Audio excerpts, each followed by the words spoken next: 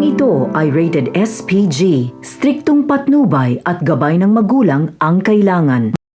Nakarating na nga sa kanilang bagong tirahan ang mga Montenegro, ngunit hindi pa din papalagay si Ramon at agad na inutusan si Severino na bigyan siya ng malinaw na kuha ng CCTV sa lalaking tumangay kay Mokang. Ngunit sadyang mapaglaro ang tadhana dahil kahit isa man nakuha ng CCTV ay wala ngang malinaw na kuha upang makita sana ni Ramon ang lalaking tumangay kay Monique na wala ngang iba kundi ang kanyang tunay na anak na si Tanggol.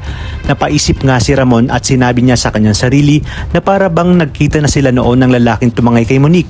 Sinabi din ni Ramon na sa oras na magkita niya ang lalaking tumangay dito ay sisiguraduhin niya ang pagbabayarin niya ito sa ginawa nito sa kanya. Sa kabilang banda, nabigla nga sina Olga at Don Julio sa ginawa ni Ramon dahil sa galit nito ay nagawa niyang pagbabarilin ang kanyang mga tauhan at tinanong niya nga ang mga ito kung sino sa kanila ang nakabaril sa asawa niya. Ngunit wala ngang sumagot kahit isa kaya naman nagpaulan si Ramon ng bala sa mga ito.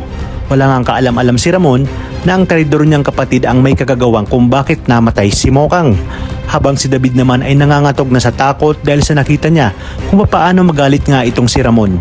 Batid kasi niya na kapag nakita na ni Ramon si Tanggol ay malalaman na nga nito ang ginawa nilang katarantaduhan ni Olga at alam din niya na hindi magdadalawang isip si Ramon na siya ay patayin.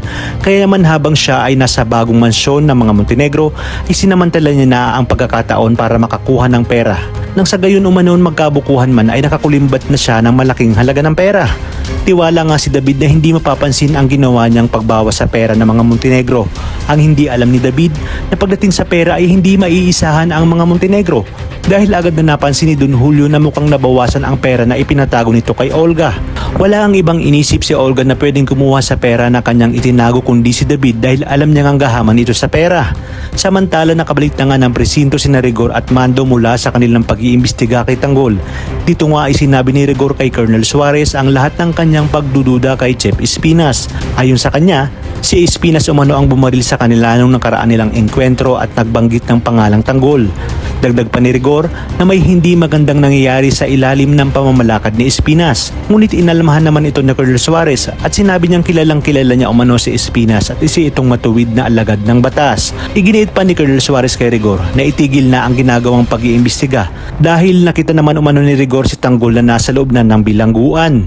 Dalingid sa kaalaman ni Rigor ay bago pa lang sila dumating ng presinto ay naitawag na ni Espinas kay Colonel Suarez ang lahat at sinabihin na napatigilin na si Rigor sa ginagawa nitong pakikialam. Habang si Tanggol naman ay hindi pa din nga makausap ng matino dahil sa pinagdadaanan nito patungkol sa pagkamatay ni Mokang. Dito nga ay unti-unting nilamon ng galit si Tanggol dahil wala siyang ibang gustong gawin kundi ipagiganti ang pagkamatay ni Mokang. Kaya naman handa siyang gawin ang lahat masama man ang ipapagawa sa kanya ni Espinas. Agad niyang tatanggapin ito para lang makakuha muli siya ng pagkakataong makalabas-masok sa loob ng kulungan nang sa gayon ito ang gagamitin niya upang balikan ang asawa ni Mokang dahil batid niyang ito ang nakabaril kay Mokang at nakapatay. Ngunit ano kayang gagawin ni Tanggol sa oras na malaman niyang ang taong napangasawa ni Mokang na pinaghihinalaan niya nakapatay dito ay ang kanyang tunay na ama?